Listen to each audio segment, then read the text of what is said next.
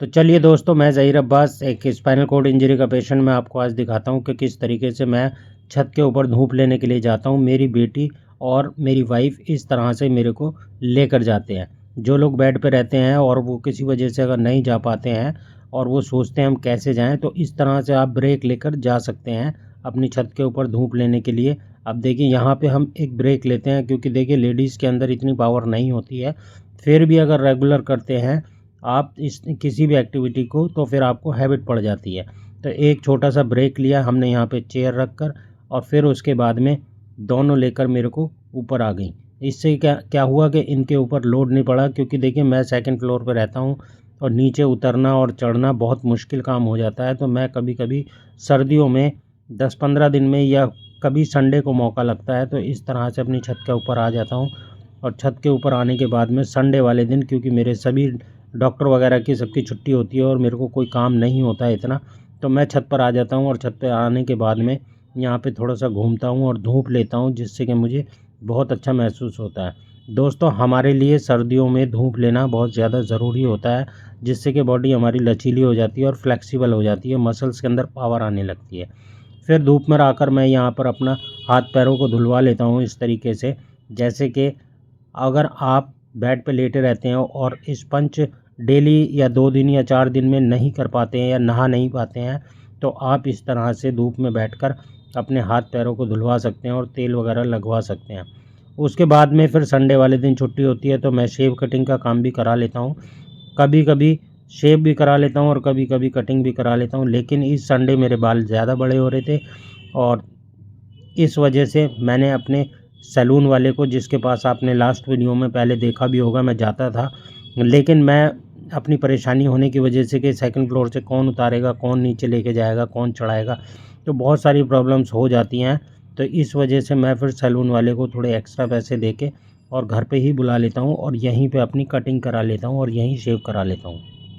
दोस्तों, अगर कोई भी काम दिल से किया जाता है, तो उससे दिल में खुशी की नदी सी बहती हुई महसूस होती है, क्योंकि जब तक इंसान का दिल खुश नहीं होगा और इंसान कोई भी काम अपने दिल से नहीं करेगा, तो फिर वो चिड़चिड़ापन उसके अंदर रहेगा, और उस चिड़चिड़ेपन की वजह से उसकी आगे की एक्टिविटी भी रुक जाएंगी और कोई काम नहीं कर पाएगा। अब सैलून वाले भैया आ गए थे, और आने के बाद में मैंने उनसे यहीं धूप में बैठकर अपनी छत पे कटिंग भी कराई और शेविंग का भी काम कराया, जो कि बहुत ज़्यादा ज़रूरी है कराना, जिससे कि हम साफ़ सुथरे अपने आप को महसूस करें। और इस तरह की एक्टिविटी करने से हमारे अंदर एक जीने का जज्बा आता है, और ऐसा महसूस होता है कि हम भी नॉर्मल आदमी की तरह लाइफ को जी सकते हैं। ये वक्त भी गुजर जाएगा, जख्म भी भर जाएंगे, और खुशियाँ फिर से लौट आएंगी।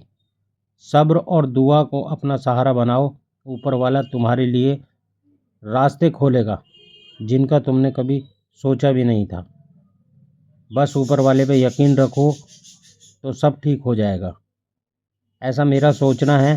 अगर इंसान सारी चीज़ें ऐसी सोचेगा, तो वो पॉजिटिव भी रहेगा और अपनी परेशानियों से बचकर भी रहेगा। दोस्तों, इंसान जिस चीज़ के लिए तमन्ना करता है, उसके लिए दुआ भी करते रहो। जिस चीज़ की तमन्ना करते हो उसके लिए दुआ भी करो। और मुमकिन नामुमकिन सिर्फ इंसान के दिमाग की ही उपज होती है।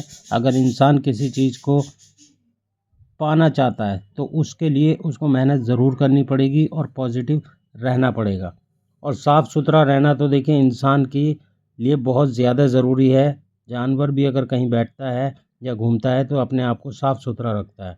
जब तक हम अपने आप को साफ़ सुथरा नहीं रखेंगे, तब तक हमारी कोई भी चीज़ ठीक नहीं होगी, क्योंकि इंसान के अंदर साफ़ सुथरा होने के बाद में एक अलग सी फीलिंग आती है, एक अलग सी खुशी आती है कि मैंने आज कुछ नया करा और मैं भी नॉर्मल इंसान की तरह अपनी ज़िंदगी जी सकता हूँ।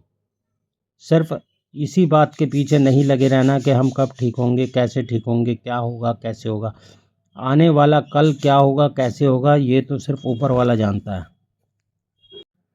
इंसान अपना मन बहलाने के लिए, अपनी ज़िंदगी को आसान बनाने के लिए बहुत सारी चीज़ें ऐसी ढूंढ लेता है। अब देखें, मेरी वाइफ ने ऊपर छत पर यहाँ पर बहुत सारे फ्रूट्स के पेड़ लगा रखे हैं, पौधे लगा रखे हैं, जिनको देखकर एक अलग सी खुशी मिलती है कि आज ये वाला फल इतना बड़ा हुआ, आज इतना बड़ा हुआ। ये चीकू का पेड़ लगा रखा है हमने छत के ऊपर, छोटा सा पौधा है। ये अमरूद का पौधा लगा रखा है, इसके ऊपर भी अमरूद आते हैं।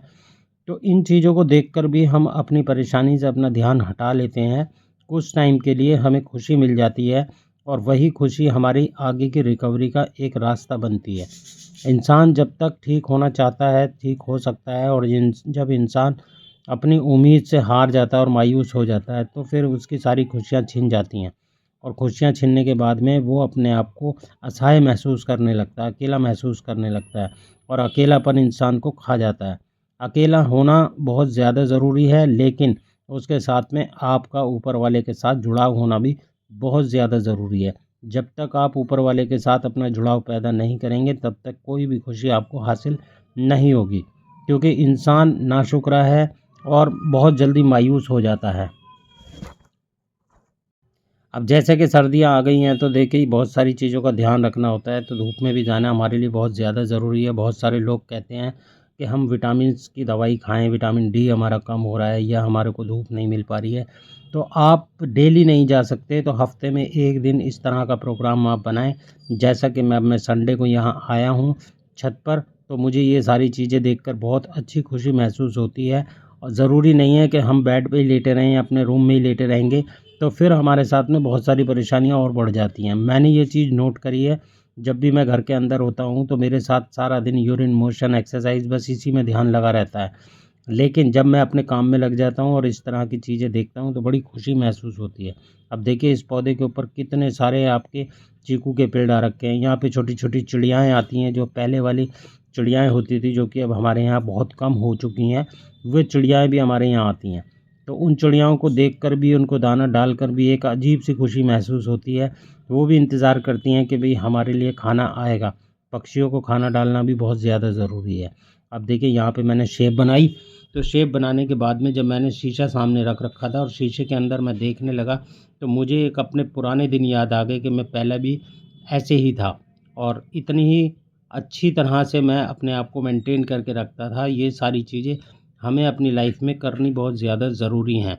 मैंने देखा है कि बहुत सारे लोग, बहुत सारे भाई-बंद इस तरह के हैं जिनके बाल बहुत बड़े हो रहे हैं, शेप बढ़ रही है, काले हो रहे हैं, ध्यान नहीं दे रहे अपनी सफाई के ऊपर, अपने पहनावे के ऊपर, तो वो लोग वैसे ही मायूस रहते हैं।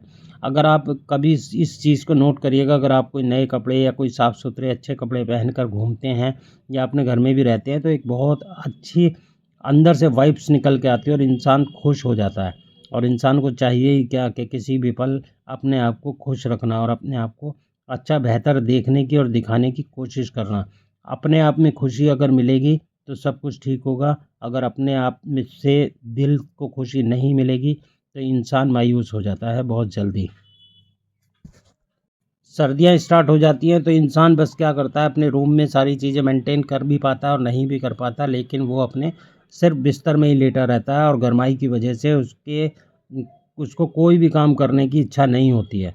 अब छत पे आने के बाद में जब मैं ऊपर आता हूँ, जब भी कभी आता हूँ, तो मैं सारे कपड़े उतार देता हूँ, सिर्फ़ एक टी-शर्ट पहन कर रखता हूँ, तो इतना अच्छा महसूस लगता है, ऐसा लगता है कि सर्दियाँ वगैरह या इस तरह की कोई परेशानी वाला मौसम नहीं आया है।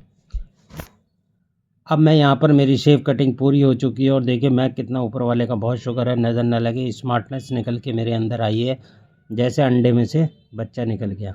और लेकिन जब मैं शेव कटिंग वगैरह नहीं कराता, तो बड़ा अजीब सा महसूस होता है। फिर उसके बाद मैं नीचे उतर के आ गया। अब नीचे उतर के आने के बाद में लगभग 3 बज रहे थे और 3 बजे आने के बाद में फिर मैंने अपनी एक्सरसाइज़ कराई अपनी वाइफ़ के साथ में।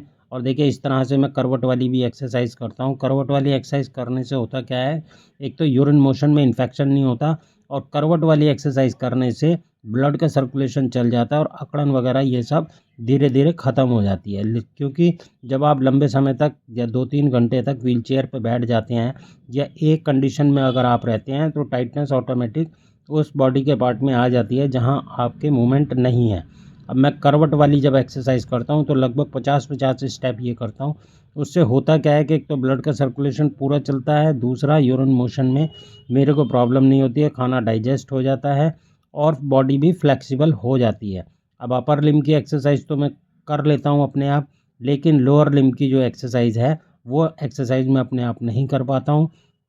उसका रीज़न यही है कि मेरे नीचे के पावर अभी नहीं आई है, टचिंग पावर वगैरह तो सब है, लेकिन संडे को डॉक्टर नहीं आते हैं, तो डॉक्टर ना आने की वजह से एक्सरसाइज तो करनी है। एक्सरसाइज में मैं ब्रेक नहीं देता हूँ। अगर हम एक टाइम की एक्सरसाइज छोड़ देते हैं तो समझ लीजिए हम पूरे दिन, अगले दिन तक हम इरिटेट रहेंगे। एक टाइम की एक्सरसाइज हमारे लिए इतनी इम्पोर्टेंस रखती है हमारी बॉडी के लिए, क्योंकि हम स्पाइनल कोड इंजरी के पेशेंट हैं, और स्पाइनल कोड इंजरी के पेशेंट के लिए एक्सरसाइज करना बहुत ज़्यादा ज़रूरी है। बिना एक्सरसाइज के इंसान बेकार हो जाएगा, नॉर्मल आदमी भी और अब नॉर्मल भी, और हम तो वैसे ही अब नॉर्मल हैं।